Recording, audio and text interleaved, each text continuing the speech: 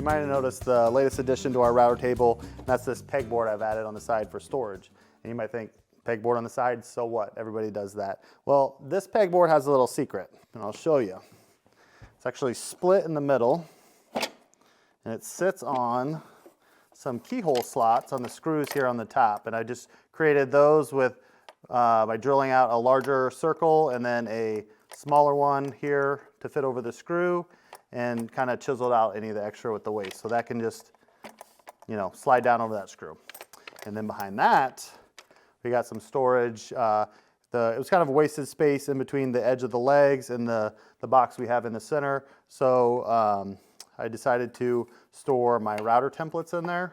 I used to hang them on the wall, but I found that they get knocked off pretty often and hit the floor, dent up the edges, kind of ruins them. So it's a great place to put those. I don't use them very often, so I'm not really getting in and out.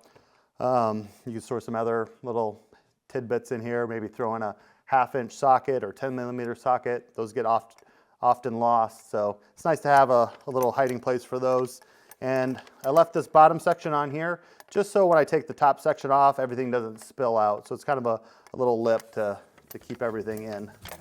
So then when I'm done, I can pop that back on and kind of get some double duty storage out of some wasted space.